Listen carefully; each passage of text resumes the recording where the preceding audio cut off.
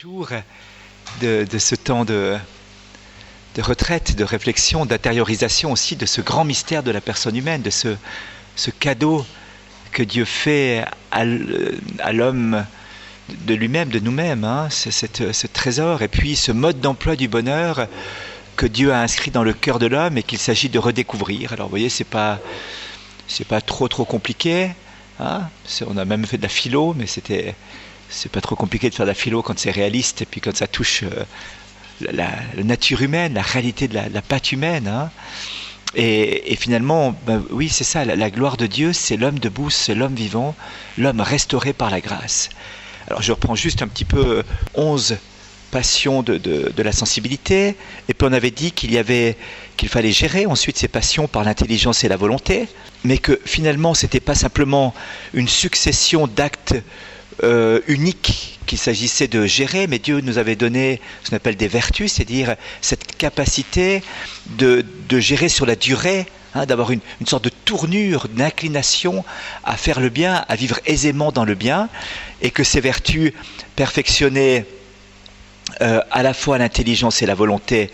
C'était la prudence pour l'intelligence et la justice pour la volonté, j'en dirai un petit mot tout à l'heure, et puis qu'il y avait ces deux mouvements du côté passionnel, qui étaient justement le concupiscible et l'irascible, qui eux étaient perfectionnés par la vertu de tempérance et par la vertu de force. Comprenez bien, ces vertus-là, comme elles sont morales, auront pour siège la volonté, bien sûr, mais la volonté, en tant qu'elle va s'appliquer à ordonner tous mes mouvements affectifs, sensibles, vers le bien ou de répulsion vers le mal, et en tant que la volonté va devoir ordonner, eh bien, toute cette difficulté à chercher le bien ou à résister au mal à travers la vertu de force. Donc le siège des vertus est bien dans la volonté, mais s'appliquant parfois à la volonté elle-même, à l'intelligence, ou à l'irascible, au concupiscible. Et puis on disait que finalement, même si on avait toutes les vertus possibles, on arriverait à devenir un sage. C'est ce qu'on dit dans les grandes cultures de l'humanité. C'est un sage. Quelqu'un qui est un sage, c'est quelqu'un qui vit droitement et chez qui on a envie d'aller parce qu'on se rend compte que c'est beau comme il vit. Il y a une sagesse. Le vieux sage sur son banc, dans la tradition africaine, c'est très marqué l'idée de la sagesse, mais on a un peu perdu ça en Occident malheureusement. Mais on avait ces personnes qui avaient une expérience de vie, qui avaient une épaisseur humaine, qui avaient une justesse de comportement. On allait vers eux, on dit c'est un sage, va chercher conseil chez lui. Mais il y a plus que le sage pour nous, il y a le saint. Voyez-vous, nous sommes appelés non seulement à être sages, mais à être saints. Et même dans certaines traditions de l'humanité, on avait le sentiment qu'il y avait au-delà du sage, le saint, un bonhomme une personne, une femme, un homme qui finalement, c'était quand même autre chose que le sage. Il y avait des relations avec Dieu, quelque part chez lui. Et puis ça lui donnait une attitude qui non seulement était sage, mais qui allait plus loin dans une sorte de mystère de la personne.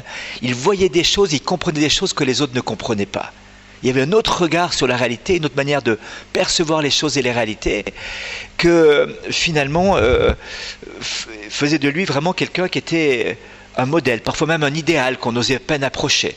Ça c'était le saint. Chez nous on sait que les saints s'approchent parce que ils sont tellement pénétrés du Christ et que le Christ s'est fait proche de nous, donc le saint se fait proche aussi de ses frères et sœurs en humanité.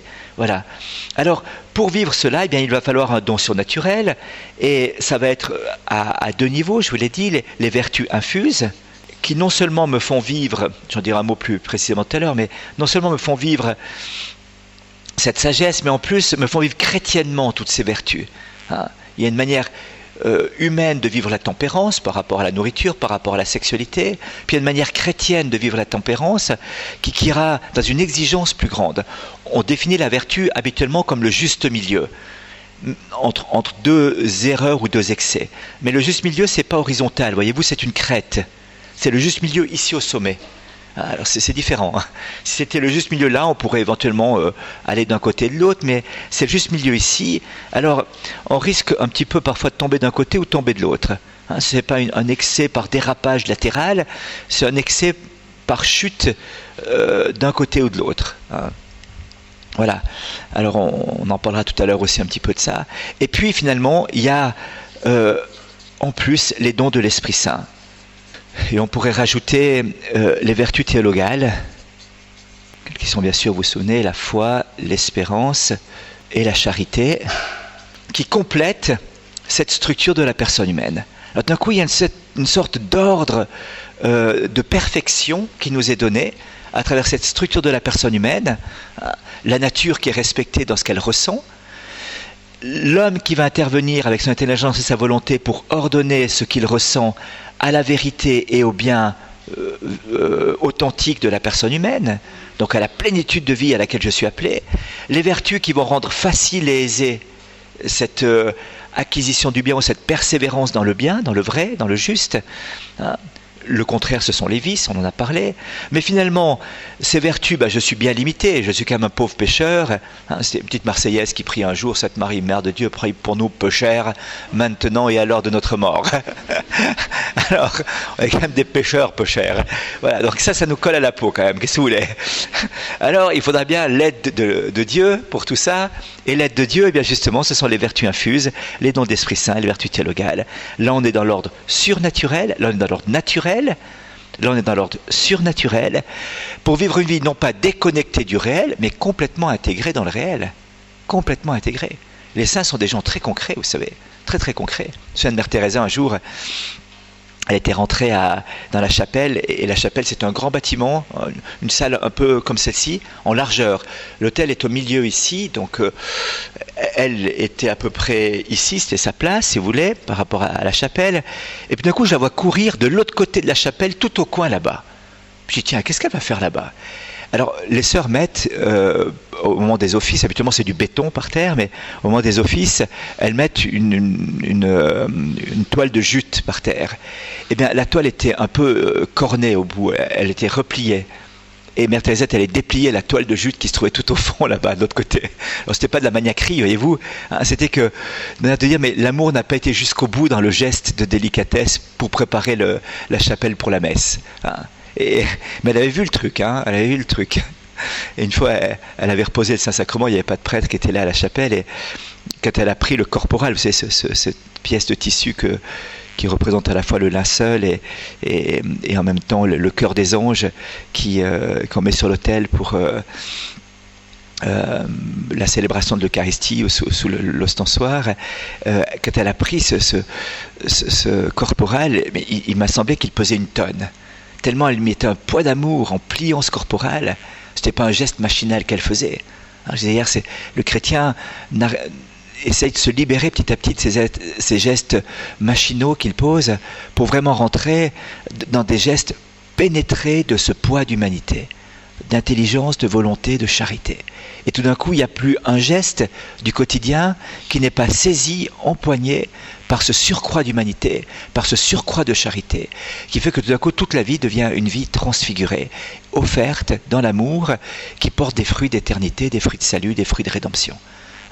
On se libère un petit peu, petit à petit, cet automatisme. La vertu n'est pas un automatisme, ce n'est pas des mécanismes automatiques. La vertu est véritablement assumée dans la liberté totalement. Bien sûr, il y a une aisance.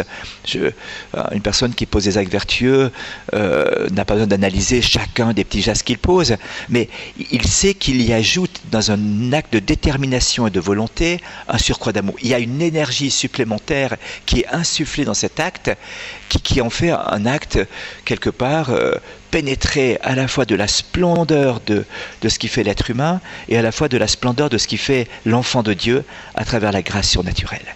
Voilà, la doctrine d'Aristote, de saint Thomas, on pourrait dire la doctrine réaliste. Alors Aristote, déjà au IVe siècle avant Jésus-Christ, avait développé ça. Alors il y a eu un grand coup d'arrêt, vraiment le choc, le grand choc qui s'est produit. Je ne sais pas si je l'ai mentionné ici, si c'est là que je l'ai mentionné ou pas, c'était quand même le XIVe siècle avec Guillaume d'Occam. Le grand choc a été Guillaume d'Occam, je l'ai mentionné ici, qui était un moine franciscain qui enseignait à Paris au XIVe siècle, vers 1330-1340. Et c'était vraiment le coup de grâce, j'allais dire, le coup de non-grâce au réalisme. Il a introduit ce qu'on appelle l'école du nominalisme, où finalement la doctrine est la suivante: on n'accède pas au réel par notre intelligence, on accède simplement à nos idées. On a des concepts, des noumènes, des noms. Hein.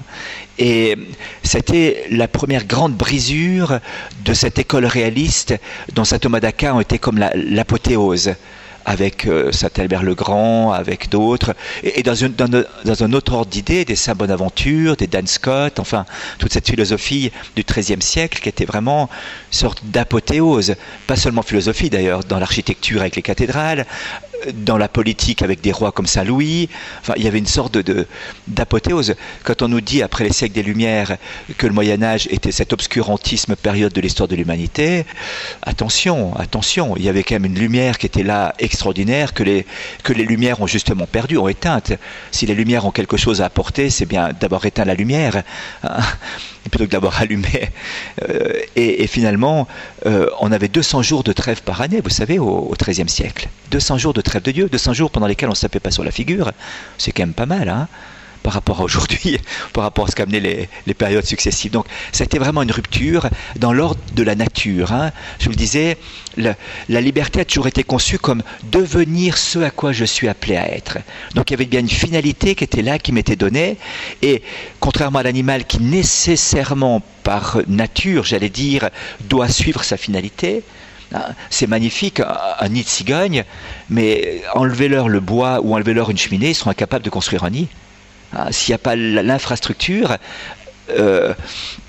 l'homme est capable de faire un igloo au Groenland et de faire une case en Afrique et de faire un immeuble sous des cieux différents. Hein, il y a un génie inventif qui est là, qui sait s'adapter aux circonstances. L'animal, pas. Donc l'animal est prédéterminé, on pourrait dire instinctivement, à devenir ce qu'il est appelé à être. Le curé d'Ars disait ça autrement, plus poétiquement.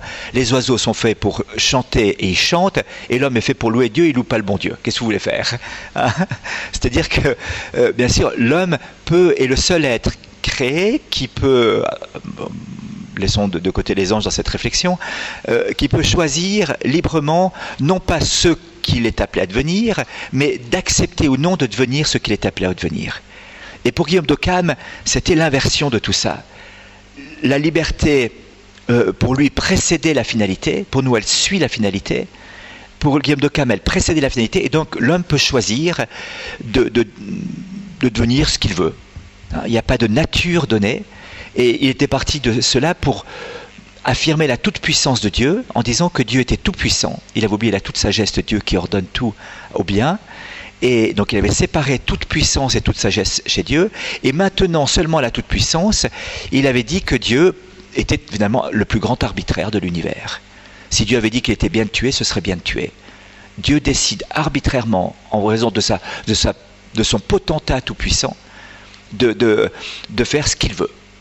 Et l'homme, reflet de Dieu, eh bien, fait ce qu'il veut aussi de sa vie. On appelle ça la liberté d'indifférence, et l'autre s'appelle la liberté de qualité, hein, parce qu'elle est qualifiée par une finalité. Alors que l'autre, la finalité n'a pas de sens.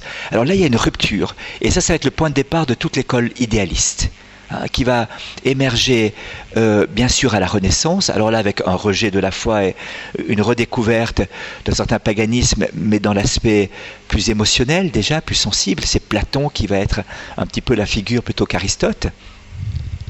Luther est complètement formé à l'école de Guillaume d'Occam.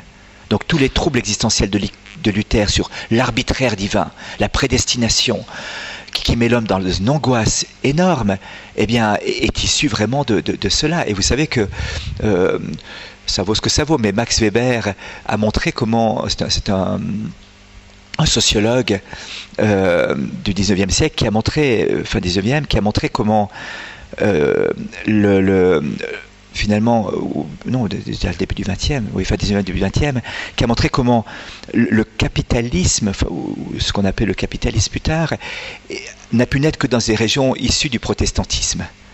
Et il disait la chose suivante, et voyez-vous, c'est parce que l'angoisse existentielle de savoir si je suis sauvé ou pas, c'est quand même important de savoir si je suis sauvé ou pas.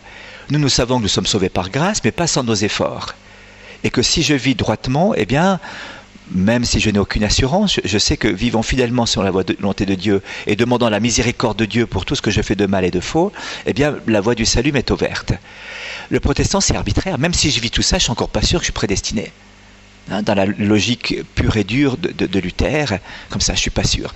Et donc, la seule manière de se rassurer, c'est de revenir à l'Ancien Testament. Est-ce que Dieu me bénit dans la prospérité matérielle et dans la descendance? Et donc cette quête de la prospérité, accompagnée souvent d'une austérité très grande, l'austérité anglaise par exemple, c'est quelque chose. Cette espèce de rigueur, d'ascèse, finalement, où semble de plaisir et tout était péché quelque part. Donc il y a à la fois une excroissance de biens matériels d'un côté, mais une rigueur ascétique et même un peu désordonnée par rapport à la nature humaine de l'autre côté, était comme l'expression de cette angoisse existentielle qui habitait le cœur de l'homme. Alors, Max Weber explique ça assez lumineusement, je crois de manière assez réaliste, parce que c'est vrai que l'homme a quand même besoin de savoir s'il est sauvé ou pas, vous comprenez? C'est pas n'importe quoi ça. Et si c'est l'arbitraire divin qui fait ça, ben ça c'est la conséquence de Guillaume d'Occam. Alors ensuite, cette doctrine aboutira à une certaine apothéose intellectuelle au XVIIIe siècle, au siècle des Lumières, c'est sûr. Finalement, où là, alors, c'est l'idéalisme total, on n'a plus accès à la réalité du tout, on a vraiment accès qu'aux idées, tout tourne dans les idées. L'homme vit dans un monde d'idées, et non pas dans un monde de réel. Et finalement, il y a des systèmes extrêmement cohérents, d'une capacité intellectuelle bouleversante, d'une prodigieuse intelligence, mais qui n'ont aucun lien avec les réalités. C'est ce qu'on appelle les modèles idéologiques. Et lorsque ça tourne en politique, ça donne une catastrophe. Pensons au marxisme, comme ça. On applique sur le réel une doctrine qui, sur le papier, est parfaite, mais ne tenant aucunement compte de la réalité, eh bien, conduit à une catastrophe. Catastrophe humaine, catastrophe sociale, catastrophe politique, catastrophe totale. Et je vous disais, derrière tout ça, il y a une revendication d'autonomie. La rupture avec l'ordre de la nature qu'a provoqué Guillaume d'Occam arrivera à la rupture avec l'Église, la rupture avec Jésus-Christ, la rupture avec Dieu, la rupture avec l'homme. Et l'aboutissement, pour moi, c'est quand même mai 68. C'est vraiment mai 68. Là, cette revendication orgueilleuse de l'homme, mais qui ne sait plus qui il est pour finir. Alors, ce que je vous dis là, voyez-vous, c'est pas une doctrine parmi d'autres, je crois, vraiment, c'est pas une doctrine parmi d'autres, c'est vraiment ce que, à la fois dans la lumière de la raison, à la fois dans la lumière de la grâce, l'humanité a pu découvrir de ce qu'est l'homme tel que Dieu l'a créé et tel que Dieu veut le reconstruire. C'est donc du réalisme. Et par exemple, prenons un exemple, en psychologie, on parle beaucoup de l'inconscient.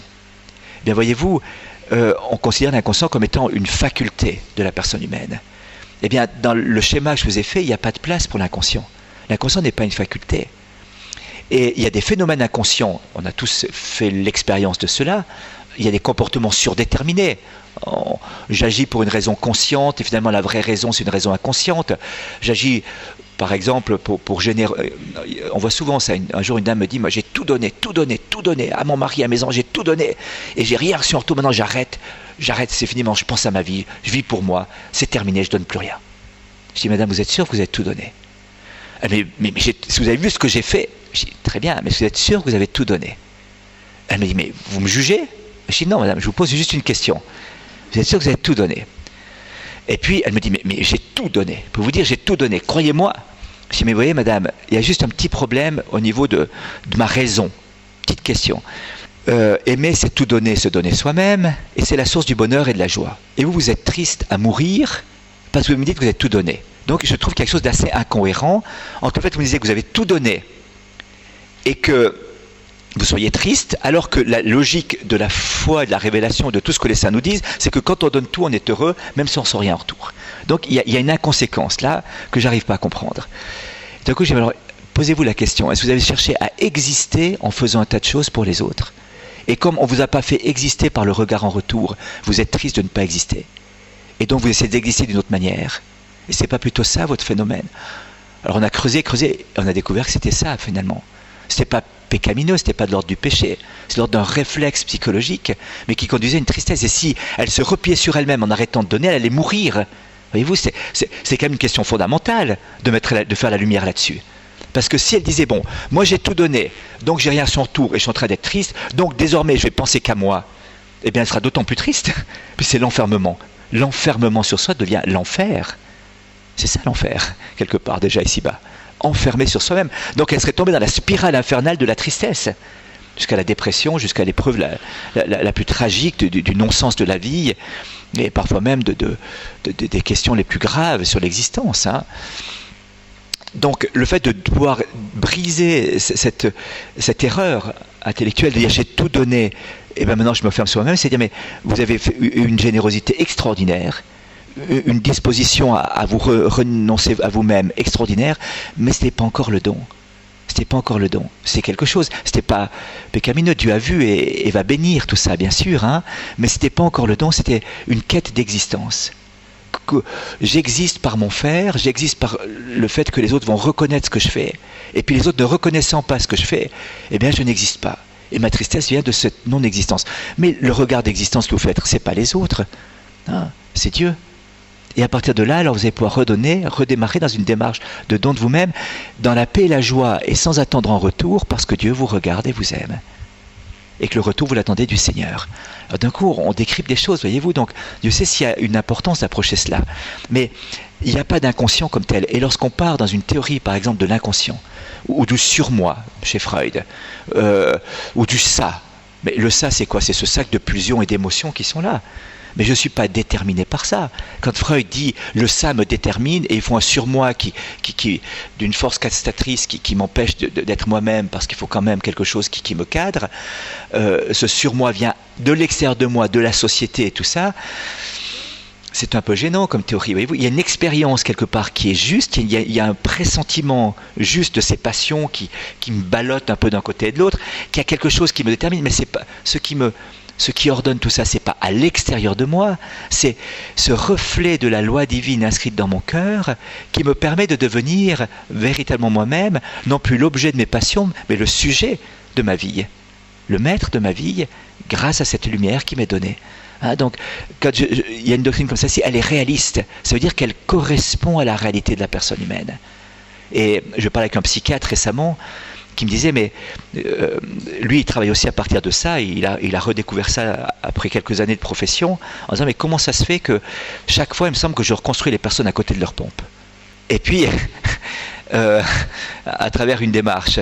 Et puis d'un coup, il s'est rendu compte qu'il manquait une philosophie derrière toutes ces doctrines psychologiques qu'il avait, et que cette philosophie, il a cherché un peu de tous les côtés, mais c'était la philosophie réaliste, celle que l'humanité a découvert depuis très, très vieux. Hein, parce que des éléments de cette doctrine, on retrouve par exemple chez un grand sage chinois qui s'appelle Mo Tse au VIe siècle avant Jésus-Christ, qui a développé ça. Hein. Alors pas aussi précisément qu'un Aristote l'a fait, pas aussi systématiquement, mais des grandes intuitions, il les avait déjà. On les retrouve dans d'autres cultures, hein, ces grandes intuitions-là. Parce qu'elles correspondent justement à la réalité de la personne humaine, et quelle que soit la culture, les cieux ou la couleur de peau que je peux avoir, eh bien, je suis un être humain, je participe de cette commune humanité, de cette commune égalité d'humanité. Et par conséquent, eh bien, cela, c'est le mode d'emploi. Alors, les cultures ont plus ou moins véhiculé ces choses-là, ou plus du tout véhiculé comme dans l'Occident dit chrétien, hein, où finalement toute la culture ambiante a perdu ce qu'était ce mode d'emploi du bonheur de la personne humaine, pour donner d'autres théories qui finalement ne rendent pas l'homme heureux, ne mènent pas l'homme à la plénitude de sa vie. Hein. Et quelle catastrophe humaine, quelle catastrophe sociale, quelle catastrophe familiale qui en découle de ne plus avoir le mode d'emploi réaliste de la personne humaine. La manière juste, le plan de la personne humaine, pour voir à la fois comme c'est beau, à la fois ce qui dévie et à la fois comment reconstruire selon un mode d'emploi correct. Imaginez-vous que vous avez une installation d'amplification, une chaîne stéréo comme ça qui va mal. Vous allez chez votre boucher en disant « Je vous aime bien, on ne peut pas réparer ma chaîne stéréo ?» Vous dites, écoutez, moi, la viande, je peux vous la vendre, le gigot, le rumsteak, éventuellement des escalopes ou des choses comme ça sans problème, mais ça, c'est pas ma spécialité. Allez chez le spécialiste.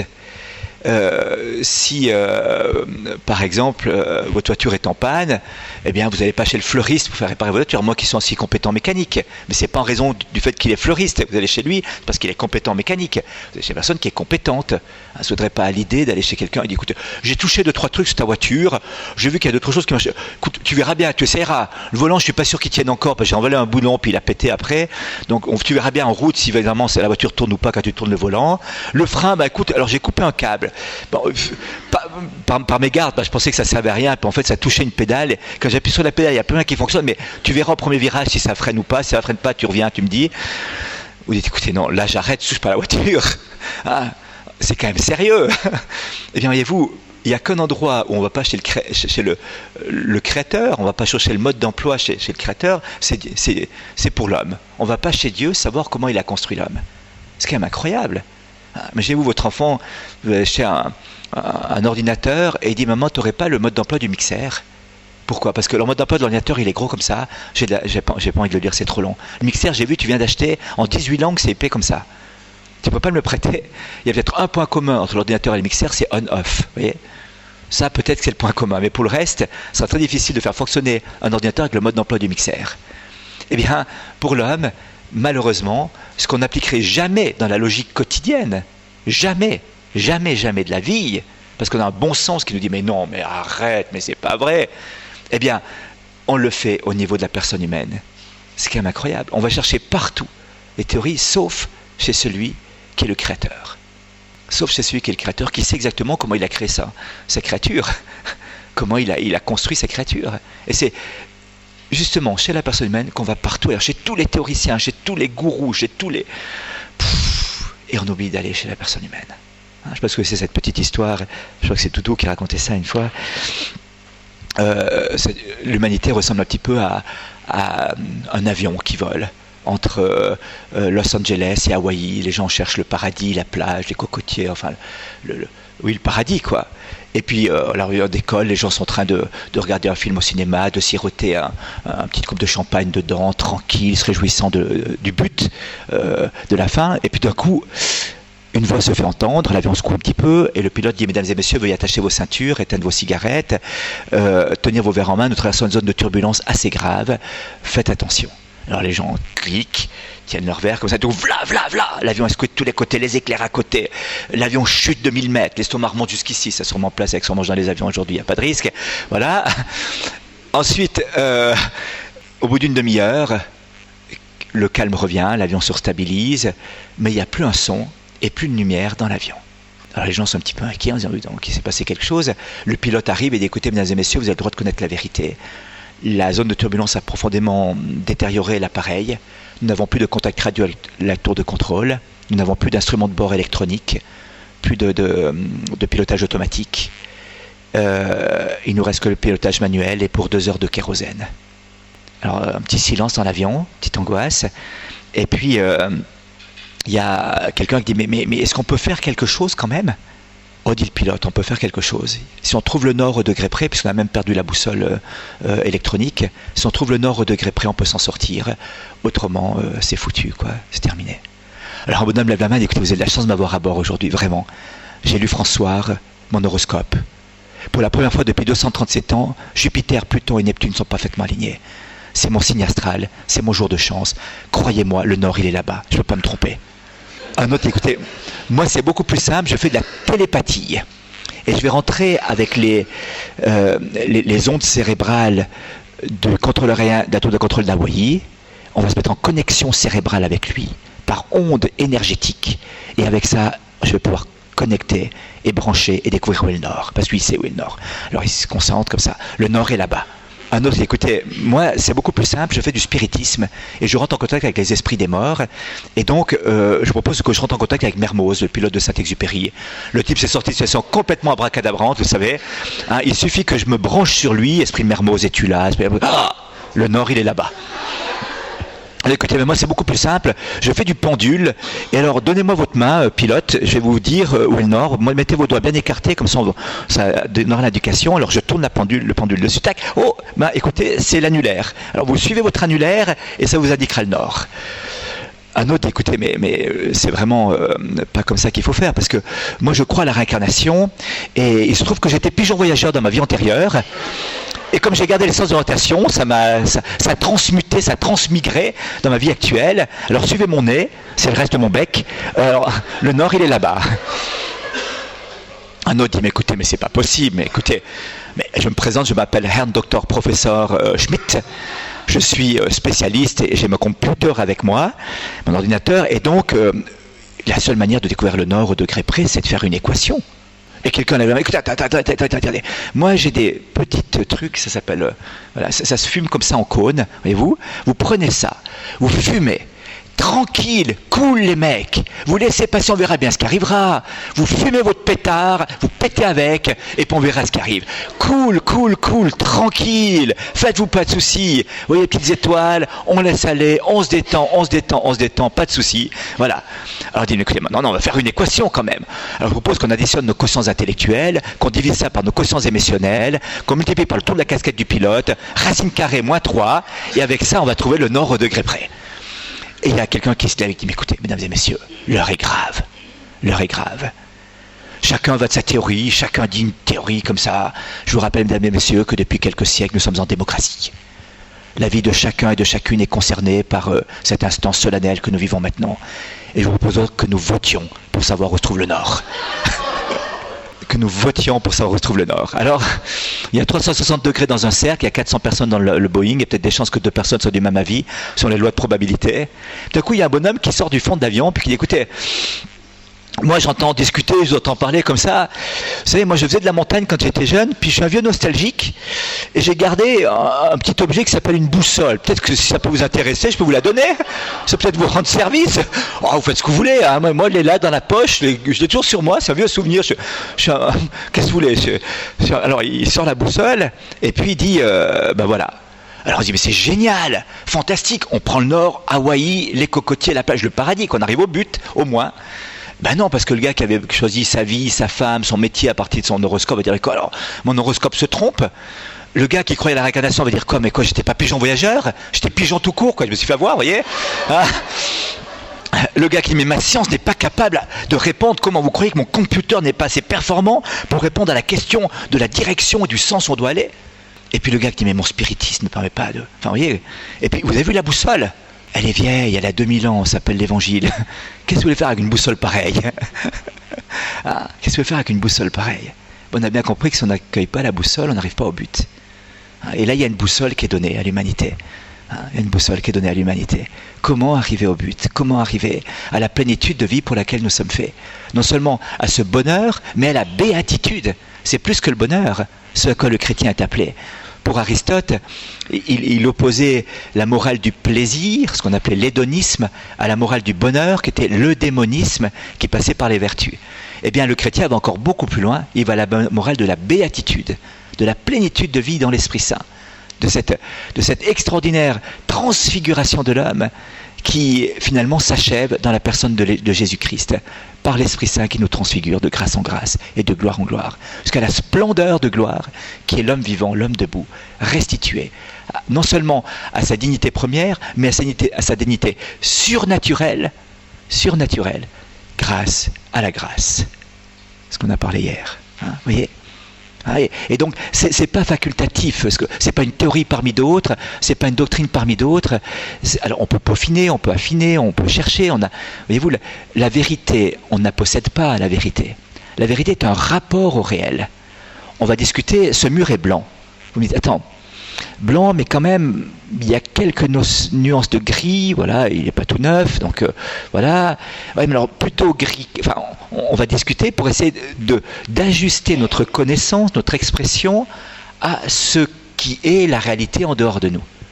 Hein? Voyez-vous, on voit un arbre, c'est un arbre. C'est quoi, un pommier ou un poirier? Alors, tout coup, il y a un spécialiste qui arrive, un biologiste qui arrive. Écoutez, c'est un pommier, c'est pas n'importe quelle pomme, c'est les granadas. Tac. D'un coup, il y a une adéquation entre la connaissance et la réalité. Voyez-vous, donc la vérité, ce rapport entre ce que je connais et la réalité qui existe en dehors de moi. Cet effort-là est un effort de vérité. Alors, on n'a jamais fini, comme c'est un mystère, la personne humaine, on n'a jamais fini d'en faire le tour. On approche, mais là au moins on rentre par la bonne porte. On ne rentre pas par une porte qui est un cul-de-sac.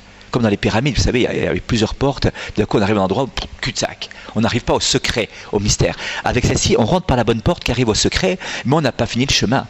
Il va falloir y aller, peaufiner. Les sciences humaines, le développement des sciences humaines vont pouvoir encore peaufiner. Je sais que les neurosciences vont aider admirablement à découvrir ça. Tout le développement de la thérapie du cerveau, de la dépression et tout ça, c'est extraordinaire parce que ça permet justement de réguler au niveau cérébral un certain nombre d'émotions trop fortes qu'une personne va ressentir pour qu'elle puisse vivre sa vie humaine. Alors c'est fantastique, voyez-vous. Beaucoup de gens ont des difficultés avec les médicaments parfois en disant mais il faut prendre, alors qu'est-ce qui se passe et tout. Mais justement ça régule un certain nombre de phénomènes chimiques ou physiques du cerveau. Et puis tout d'un coup, ça permet de pouvoir vivre notre humanité, de pouvoir aller au bout de son humanité, comme ça. Merci Seigneur. Merci Seigneur. Donc tout ce développement-là n'est pas à rejeter, mais dans la mesure où ça suit dans cet ordre-là, dans cette logique-là, dans cette manière-là de vivre les choses, vous voyez, c'est extrêmement important de comprendre ça. Extrêmement important de comprendre ça.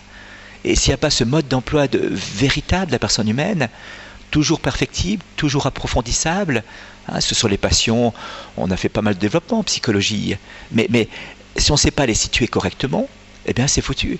Quand aujourd'hui on nous dit que l'homme n'est qu'un homme, un homme neuronal, ou que la seule réalité c'est la réalité psychologique, il n'y a plus une âme spirituelle, eh bien on ne pourra jamais aider une personne à se reconstruire.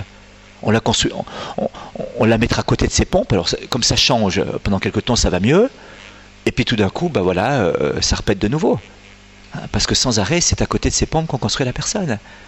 Et il y a une telle lumière dans cette conception, une telle clarté. Et on le voit bien, ça sonne vrai tout de suite.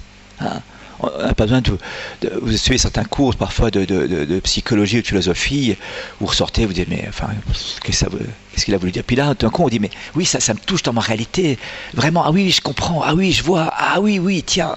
Moi quand je fais ça chez les jeunes qui sortent de la drogue, la dépression, chez nous qui sont là dans leur monde où ils sont éclatés vraiment, eh bien ils me disent mais c'est ça, mais je comprends mon comportement. Si on m'avait dit ça avant, j'en serais peut-être pas là aujourd'hui. On m'a dit, suis tes émotions, suis ton feeling. Vas-y, si tu le sens, fais-le, si tu le sens pas, fais-le pas. Vas-y, va au feeling. Le feeling, il peut nous tromper. Il y a des choses que je sens qu'il faut mieux pas que je fasse, et il y a des choses que je sens pas qu'il faut que je fasse. Je sais pas si c'est la même chose pour vous. Il y a des choses qu'on sent bien, et puis non, alors là, non. Puis il y a des choses que je sens pas, puis il faut quand même que je le fasse. Et cette vie au feeling, eh bien, est une vie destructrice parce que c'est pas au feeling que vit l'homme, c'est dans l'intelligence et la volonté, dans ce qui fait sa spécificité humaine. Alors, il se peut parfois que le feeling soit ajusté. On nous dit que, l'Église nous enseigne que chez le saint, à un moment donné, il y a une sorte d'ordonnance aussi. Une fois que la charité a ordonné tout l'être, eh bien, les émotions et les sentiments sont transfigurés et ordonnés aussi au mouvement de la charité. Quand je voyais Mère Teresa sauter au pied, on a ramassé un jour une personne sur la rue qui était en état déjà de décomposition, mais vivante, rongée par les vers, avec une puanteur qui sortait du corps de cette personne. Et Mère Teresa a vu cette personne, a sauté au cou et l'a embrassée. Vous savez qu'on avait le haut le cœur. Moi j'étais là, rien que l'odeur, ça m'arrêtait là. Et j'ai eu Mère Teresa, mais sans la moindre résistance, sans la moindre chose, saute avec une justesse, avec une délicatesse. C'était pas une sorte de mouvement affectif, c'était vraiment juste ce qu'il fallait, comme il fallait. Voilà, la justesse. Puis elle continue maintenant, vous savez. Je l'ai laissé au printemps là-bas à Calcutta, mais un frère est allé l'année passée, passer un mois avec des jeunes. Et la sœur lui dit que durant leur séjour là-bas, un malade dit « Ah ben ma sœur, merci beaucoup. Alors vraiment merci. Je vous dirai un grand merci à la sœur qui est venue me trouver cette nuit. J'étais dans une angoisse, dans des souffrances incroyables. Et j'ai cru que j'allais... Enfin, c'était fini, quoi. J'arrivais plus. Et cette sœur est venue à côté de moi. Et puis elle s'est assise à côté de moi, elle m'a pris la main. Puis c'est la mère supérieure à qui disait ça. La mère supérieure savait qu'aucune sœur n'était descendue durant la nuit. Elle a dit, mais attendez, vous êtes sûr? Mais écoutez, je suis pas fou. Elle s'est assise là et elle vous a dit quelque chose. Elle m'a rien dit. Elle m'a souri, elle m'a regardé, elle m'a pris la main, ça m'a complètement apaisé. Je me suis rendormi. Quand je me suis réveillé, elle n'était plus là, bien sûr. Et la mère supérieure sort la photo de Mère Teresa, dit c'était peut-être elle. Oui, oui, c'est elle justement, voilà, c'est elle qui est venue. Ah oui, vous savez laquelle c'était. Oui, mais elle est morte, ça fait déjà quelques années. Voilà. Donc Mère Teresa continue à venir au mouroir la nuit pour assister les personnes dans cette délicatesse, comme ça, de la charité. Voilà. Ça, c'est la charité n'arrête pas d'aimer. La charité n'arrête pas d'aimer. Voilà. Alors, je voulais revoir très brièvement avec vous ce matin, eh bien, je voulais reprendre un petit peu les vertus, mais ce sera peut-être un petit peu court. Quelques mots peut-être sur ces vertus. Comme je dis, ce ne sont pas des techniques, ce sont vraiment une sorte, on appelle ça un habitus moral pour gouverner nos émotions et nos passions. Elles n'ont pas pour but, les vertus, d'éliminer les passions et les émotions, bien au contraire, mais de les ordonner, de les intégrer dans un dynamisme de vie. De les intégrer dans un dynamisme de vie. Heureusement qu'on a un irascible pour affronter les épreuves. Heureusement qu'on aime des choses et des choses qu'on n'aime pas. Heureusement qu'on a ces mouvements en nous. Ça, on vit, vraiment. Mais comment ordonner, comment intégrer tout cela pour en faire véritablement un dynamisme de vie authentique? Eh bien, ça, c'est le propre même des passions. Le stoïcisme serait de bloquer tout ça. Il y a des attitudes stoïques. C'était très tentant pour le christianisme, le stoïcisme, vous savez. Beaucoup de pères de l'Église ont été très tentés par le stoïcisme. Ça paraissait tellement bien de résister à la souffrance. Il y a un grand maître du stoïcisme qui s'appelle Épictète. Et un jour, il dit, mais attends, la souffrance, tu sens quand même la souffrance? Et il dit, bah non. Moi, je maîtrise. Et il dit, mais attends, mais si je te prends ton bras et que je le tords, tu vas quand même sentir, tu sens là. Puis il dit, bah écoute, si tu le tords trop, tu vas le casser. Mais attends, mais si je te fais comme ça, tu sens quand même quelque chose là. Ah, je t'ai dit, si tu te tords trop, tu vas le casser. Et tout d'un coup, clac, je t'avais dit, tu allais le casser. Ça, c'est le stoïcisme, c'est pas chrétien. Le Christ a été d'une sensibilité extraordinaire, non seulement dans son âme spirituelle, souffrant de l'humanité séparée de Dieu, non seulement dans son affectivité, avec une sensibilité, le moindre regard qui n'était pas d'amour transperçait le Christ, et dans sa chair, le Christ a d'une sensibilité extraordinaire, une sensibilité qu'on ne peut pas même imaginer nous en raison de la perfection de sa nature. Plus une nature est parfaite, plus la sensibilité est grande, et comme le Christ était une perfection suréminente, non seulement humaine, mais en raison de l'union, ce qu'on appelle hypostatique, du Verbe avec l'être humain en lui, la personne humaine, eh bien, il y avait une sensibilité extraordinaire. Mais une ordonnance parfaite de tout cela, à la fin surnaturelle. Et l'agonie de Gethsémani nous dit quelle fut la sensibilité du Christ. La conscience, la sensibilité, la sueur de sang n'était pas une figure de style, vous savez. On a découvert dans des camps de torture que les personnes qui avaient été plusieurs fois violentées, torturées, et qui savaient qu'à tel moment elle allait être torturée, avaient une telle angoisse qu'il y avait un phénomène qui se produisait, une sorte de crispation des muscles superficiels qui compressaient tellement les vaisseaux capillaires que les vaisseaux capillaires explosaient et le sang perlait par les pores. Eh bien, ce phénomène qu'on décrit dans la Bible, dans l'évangile de la passion, enfin de l'agonie du Christ à Gethsémani, est un phénomène qui a été prouvé dans des camps de torture, qu'à un certain niveau d'angoisse, le corps lui-même réagit de cette manière-ci. Et le Christ a vécu cette angoisse-là. C'est pas qui implique une conscience très aiguë de ce qui va se passer et une force de violence contre la nature qui se produit de cette manière-ci. Donc le Christ était sensible, mais tout était ordonné, voyez-vous. Alors l'effet de la vertu va permettre de faire promptement l'acte bon, va permettre de le vivre joyeusement, l'acte bon, va donner une qualité particulière, qualité de charité, on pourrait dire, qualité d'humanité à l'acte que je pose déjà. Et quatrièmement, va permettre de faire régulièrement cet acte, va donner une stabilité. Donc la promptitude à agir bien. Si j'ai l'habitude de servir, par exemple, et que moi, c'est une habitude, quand il y a un service à rendre, je ne vais pas commencer à me poser la question pendant 1 heure si je vais rendre le service ou pas. Il y aura une générosité au service qui sera là, voyez-vous. Il y a une attitude joyeuse à poser des actes bons. Deuxième point, une qualité de l'acte bon, qualité d'humanité, un poids d'humanité et un poids de charité aussi, on pourrait aller plus loin, et une stabilité, une régularité dans la manière de poser cet acte bon. Voilà un petit peu les effets de la vertu quant à l'exécution d'un acte. Elle introduit une unité dans ma vie, une victoire sur la versatilité, sur le caractère changeant, sur, vous savez, Jean qui rit, Jean qui pleure, comme ça, un jour j'ai envie, d'autres jours j'ai pas envie, toute cette pose-là, voilà. Il y a une unité et une victoire sur la versatilité, toute l'existence devient raisonnable et se spiritualise, et c'était un patriarche, je ne sais pas si je vous l'ai dit ça déjà, le patriarche Bartholomé qui disait ça, où l'homme devient esprit jusqu'au bout de la chair, où il devient chair jusqu'au bout de l'esprit. Évidemment, il y a deux mouvements, où tout d'un coup, toute ma vie est marquée par ce saut d'humanité.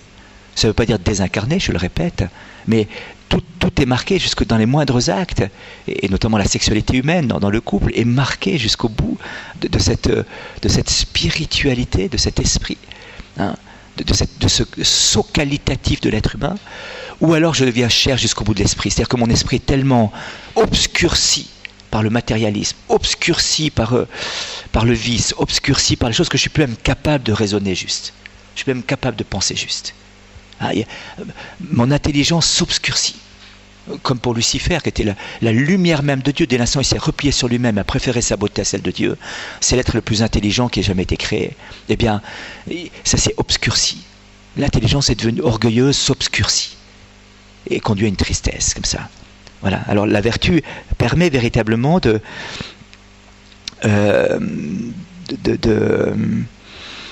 d'ordonner l'homme à cette lumière, comme ça. Voyez-vous, l'éthique de la loi consisterait à conformer mes actes à la loi, sans arrêt dans une comparaison. L'éthique de la vertu permet de conformer mes actes à ce qu'il y a de plus grand et de plus beau en moi. D'épanouir ce qui est déjà en moi, mais qui doit se révéler et s'activer au fil des temps. Alors, je l'ai dit, il y a une connexion des vertus, un lien des vertus entre elles. Ce lien va se faire par la charité, la vertu théologale de charité, qui sera la vertu ordonnatrice de toute ma vie, unifiante de toute ma vie. Comme le corps est unifié, je n'ai pas besoin de penser à tous les muscles qui doivent travailler quand je bouge ma main. Pourtant, il y en a un paquet qui travaillent. Entre le cerveau qui commande, la volonté qui commande au cerveau qui ordonne et tout le système. Et pourtant, je ne pense pas à tout. Il y a une ordonnance. Eh bien, la charité va devenir ordonnatrice de toute ma vie. Et je vous ai dit que la note particulière de la charité était la délicatesse de toute la vie. Délicatesse dans les gestes, les paroles, les attitudes, les mouvements. Voilà. Lorsque la charité vient ordonner tout mon être moral, eh bien, il y a une délicatesse qui va en résulter. Délicatesse, une tendresse, une justesse. Voilà. Et puis, en même temps, cette charité ne pourrait jamais exister sans une autre vertu capitale qui va même ordonner elle-même. La charité est la vertu ordonnatrice et finalisante, mais en même temps, il va falloir une vertu ordonnatrice, y compris de la charité, qui pourrait être elle-même généreuse parfois, mais complètement désordonnée, c'est la prudence, donc l'intelligence. La prudence, qui est cette vertu propre à garder le cap de ma vie, selon l'objectif qui a été fixé par le Seigneur, inscrit dans le cœur.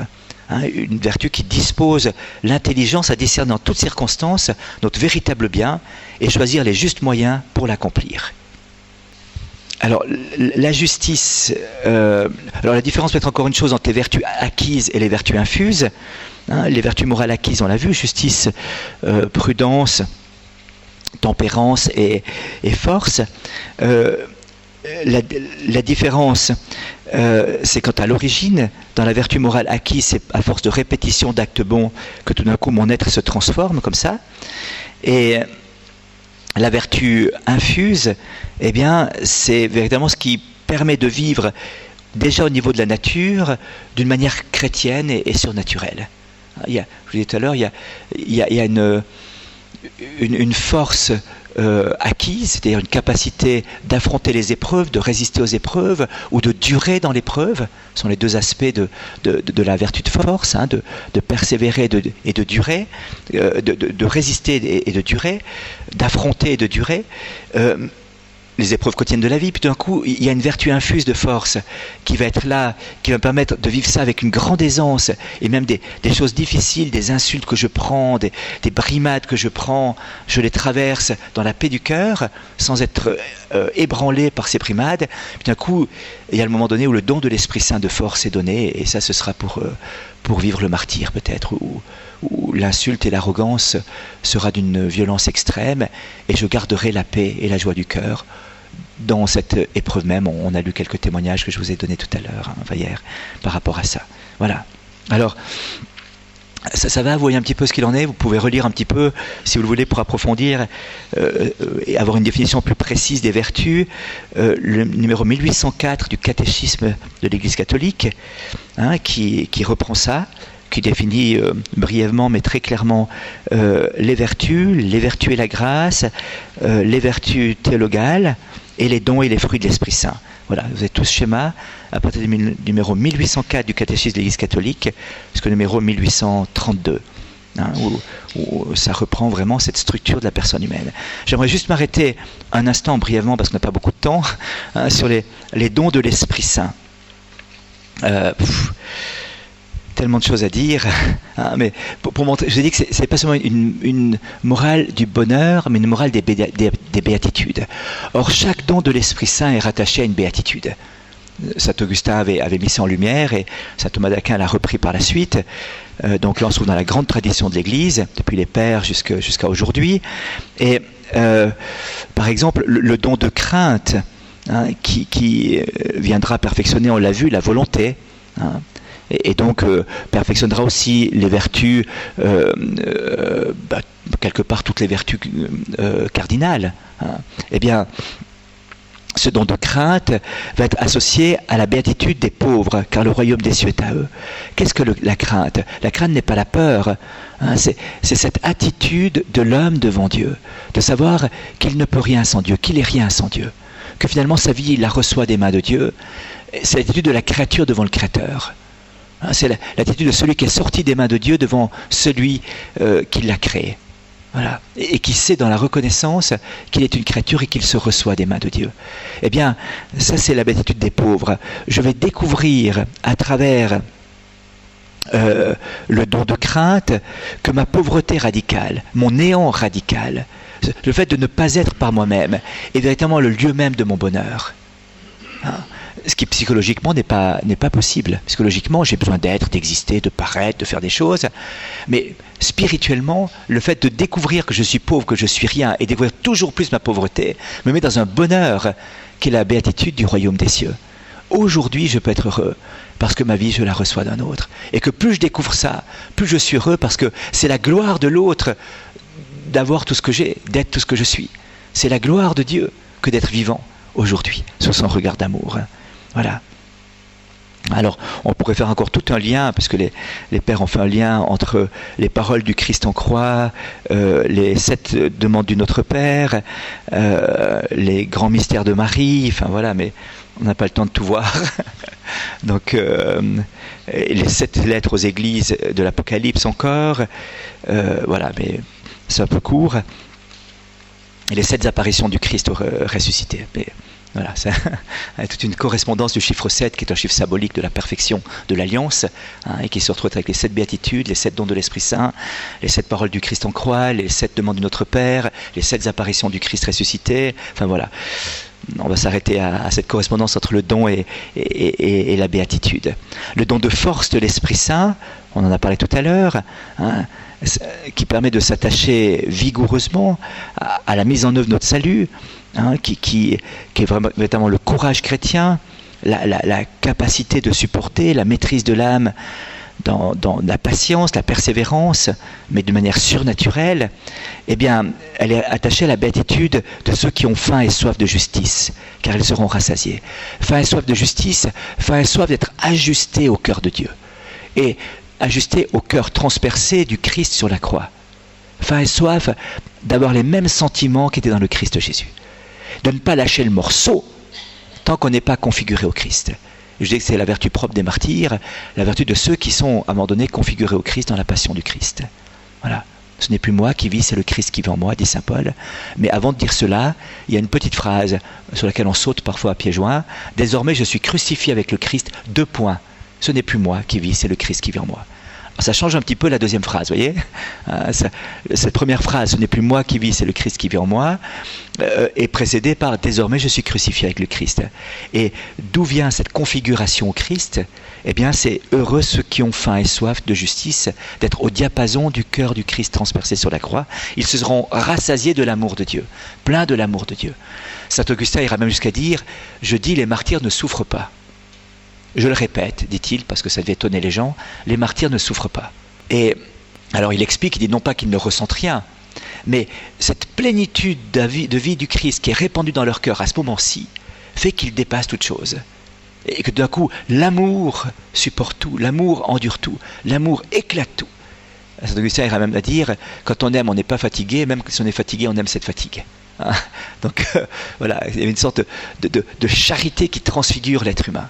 Charité qui transfigure l'être humain. Alors, ça n'empêche pas d'utiliser la prudence, vous l'avez dit, hein, pour vivre la charité. C'est-à-dire que notre corps a besoin de repos, de temps de détente. C'est une vertu liée à la vertu de tempérance, vous savez, qui règle à la fois la relation à la nourriture, au boire et à la sexualité.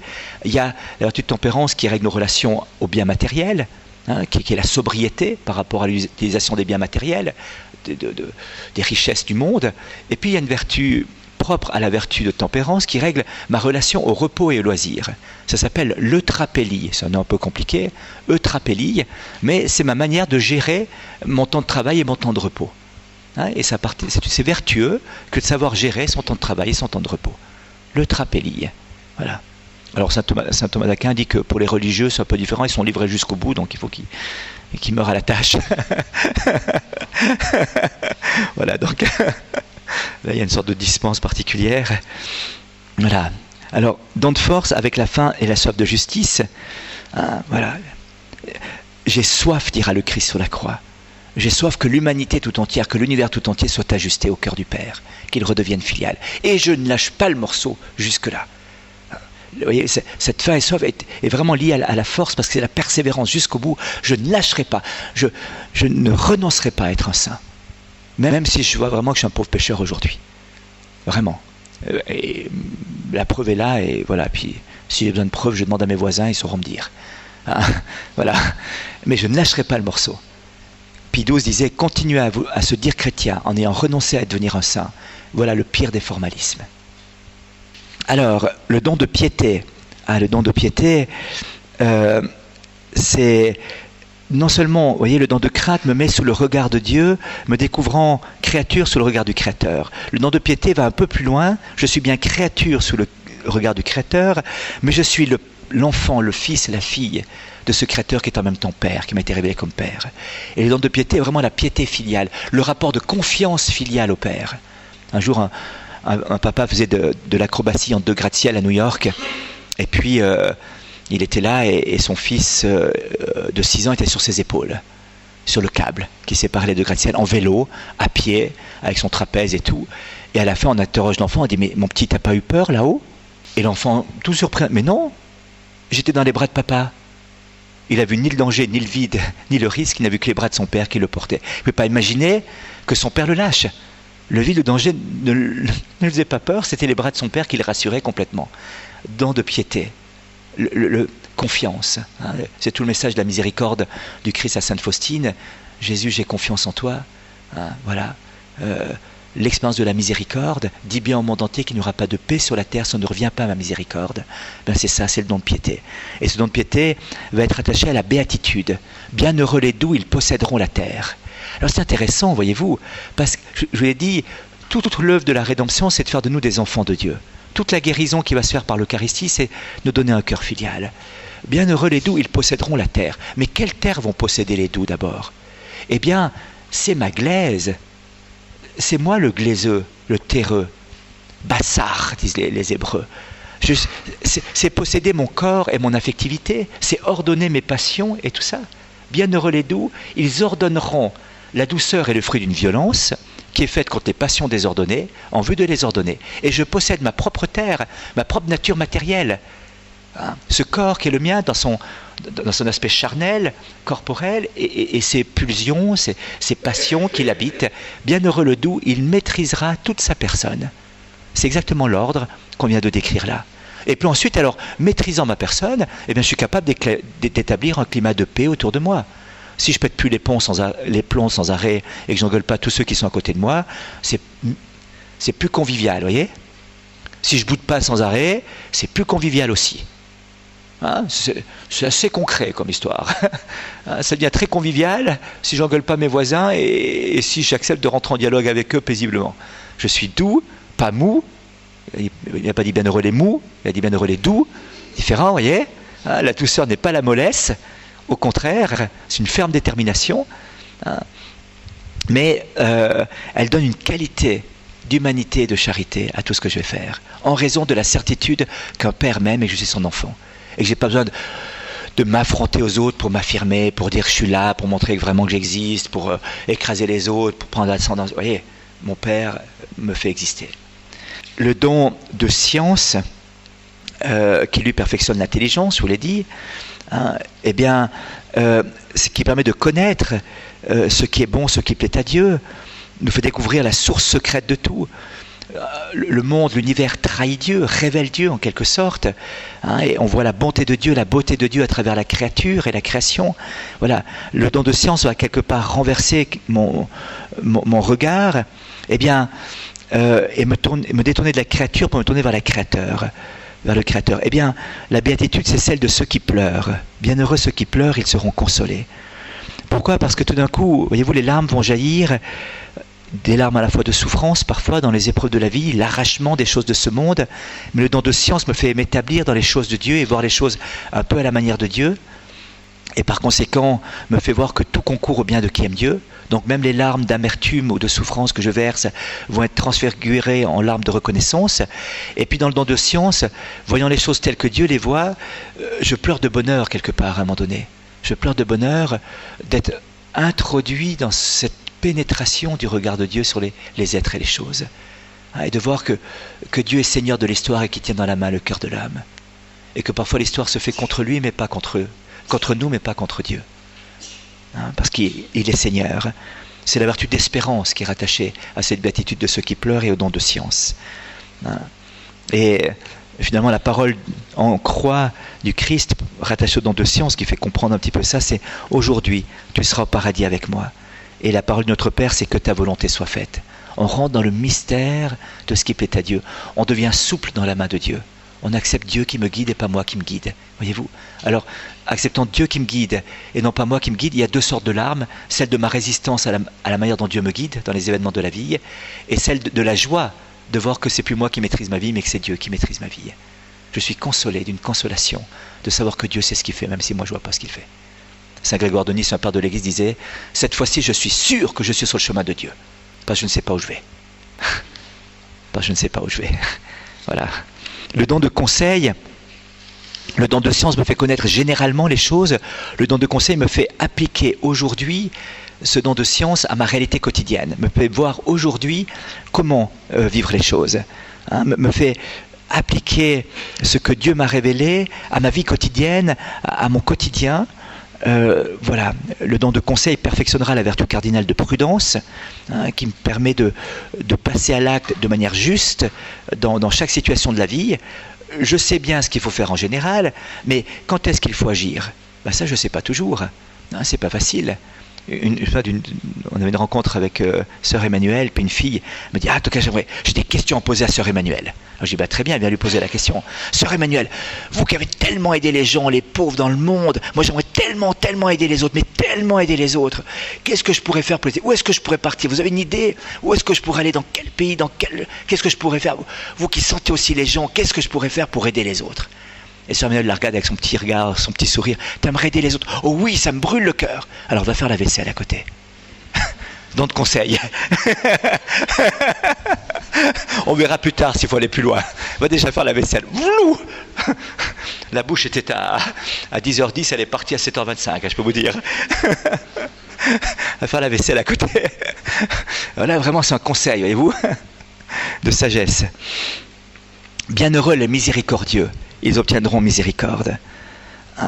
Parce que ce qui va permettre d'agir juste et de goûter combien mon agir est juste, c'est évidemment la miséricorde. La miséricorde qui n'est pas la compromission avec le mal et le péché, comprenez bien. Ce serait une erreur que la miséricorde ne nie pas le péché. On croit souvent aujourd'hui que la miséricorde, c'est nier le péché. Tout est bien, il n'y a plus de péché, ça n'existe plus. Non, la miséricorde ne peut s'appliquer que parce que je connais le péché, que parce que je sais la gravité du péché, parce que je sais l'importance de désobéir à Dieu. Alors je découvre l'importance de sa miséricorde. Si je n'ai pas une conscience aiguë du péché, je n'aurai jamais la conscience de la miséricorde. Seule une conscience très très pointue du péché me permettra d'avoir une conscience très très pointue de la miséricorde et de goûter la béatitude des miséricordieux qui obtiennent miséricorde de la part de Dieu. Et donc le conseil dans l'agir quotidien va me permettre de rentrer dans cette perspective. La parole de notre Père, ce sera, du Christ en croix, ce sera « Père, pardonne-leur, car ils ne savent pas ce qu'ils font ». Ou dans notre Père, remets-nous nos dettes, comme nous aussi nous avons remis à nos débiteurs. Et le mystère de Marie sera le mystère de Cana. Faites tout ce qu'il vous dira. Tout ce qu'il vous dira, faites-le. Le don d'intelligence, j'y vais vite parce qu'il faut qu'on arrête. Don d'intelligence. Alors, vous voyez, le don de science nous fait voir dans l'œuvre de Dieu, dans le plan de Dieu, dans les perspectives de Dieu, dans l'ordre que Dieu a créé, le mystère du Dieu qui ordonne tout. C'est le don de science, une connaissance dans l'ordre des choses de l'infinie bonté de Dieu. Le don d'intelligence me fait rentrer dans le mystère même de Dieu. Je peux être en quelque sorte l'inexprimable.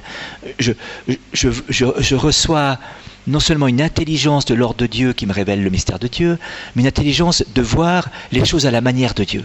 Et même dans le désordre de voir l'ordre de Dieu, j'allais dire. Le don d'intelligence nous voit même dans les pires catastrophes, dans les pires épreuves, dans les tragédies de l'humanité, de voir encore la présence amoureuse de Dieu. Vous connaissez peut-être le fondateur de Médecins sans frontières, qui était ministre aussi de l'aide humanitaire, Xavier Manueli. Et c'est un homme que j'aime beaucoup. Il était venu un jour en Suisse chez nous et il nous avait témoigné de cette chose bouleversante. Quand est-ce qu'il a retrouvé la foi? C'était au moment du tremblement de terre à Erevan. Il était là sur les ruines d'une ville complètement détruite, avec des milliers de cadavres dessous. Il était là, le soleil tombait sur les ruines de la ville. J'étais debout avec ces cadavres, l'odeur pestilentielle qui était là. Et tout d'un coup, je me suis dit, il n'y a qu'une explication à cela, qu'une seule réponse à cela, Dieu existe. La plupart des gens, quand ils voient une catastrophe, disent alors, mais où est Dieu? Où est Dieu s'il y a de telles catastrophes? Et lui, sur les ruines de la ville, et s'étant débattu toute la journée à soigner les malades quand on sortait des ruines, il s'est dit, alors il n'y a qu'une réponse à cette tragédie, Dieu existe. Ça, c'est quand même quelque chose, Dieu existe. Alors ça fonde quelque chose dans le cœur d'un homme, ça, vous voyez. Alors qu'il était loin, disait-il, il était loin des choses, loin de Dieu, et là, au milieu des ruines, Dieu existe. Alors que tant de gens disent, mais où est ton Dieu s'il permet une telle catastrophe? Lui, c'est don d'intelligence, lumière, fulgurance de l'intelligence, comme ça. Alors, quelle va être la béatitude? Donc, vous avez compris, c'est simple, bienheureux les cœurs purs car ils verront Dieu. Le cœur purifié de toutes les fausses images de Dieu, le cœur délivré du fond d'amour-propre qui est là, de ses passions désordonnées, un cœur transparent de la transparence même de Dieu.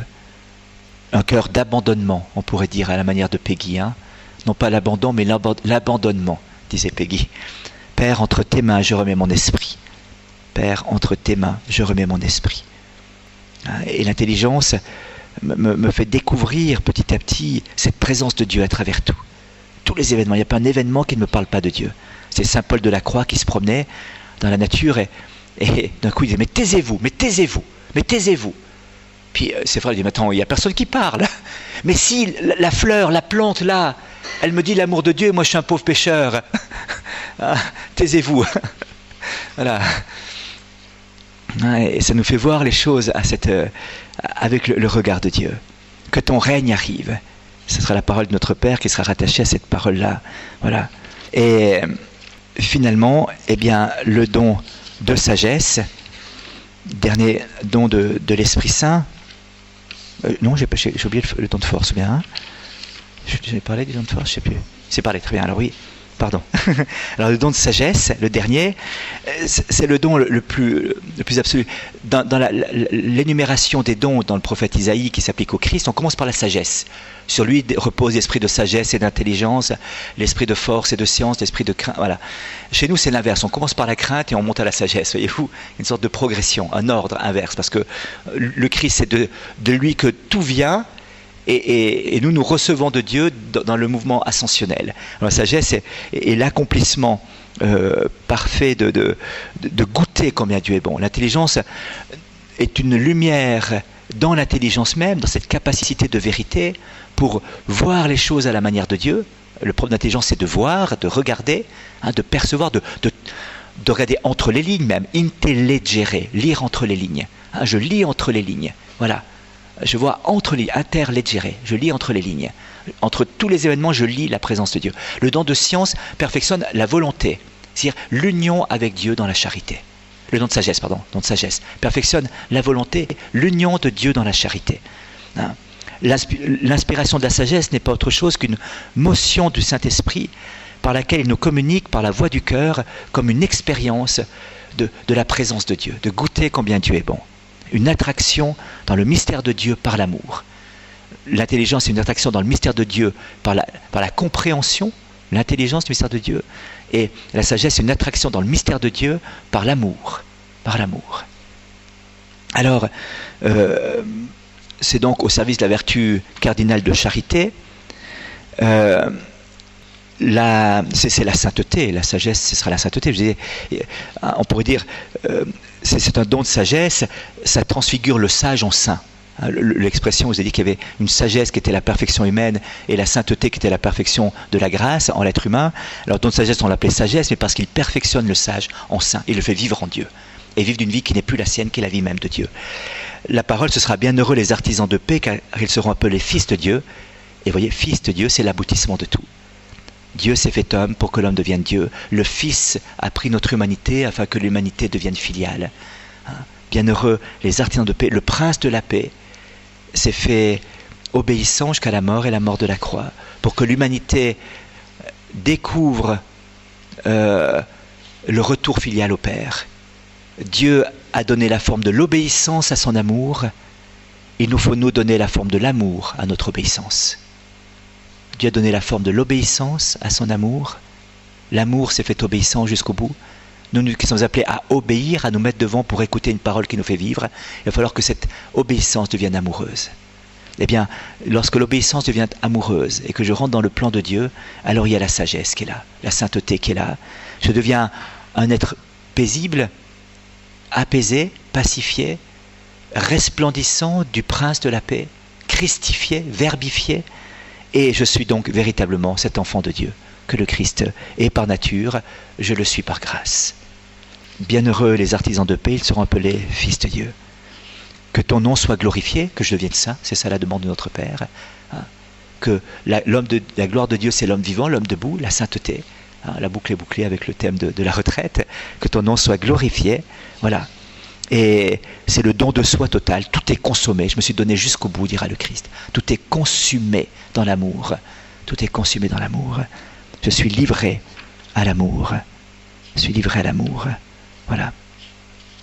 Voilà ce lien, cette articulation qui est la plénitude à laquelle nous sommes appelés à vivre, voyez-vous. Il ne faut pas viser moins que ça, frères et sœurs. Alors on verra tout à l'heure, dans le dernier enseignement, eh bien, une fois que j'ai découvert ça, que Dieu m'aimait et que je pouvais vivre cela, quelle va être ma réponse, quels vont être les moyens un peu concrets, pratiques, pour vivre cela? Ce sera après-midi. Merci.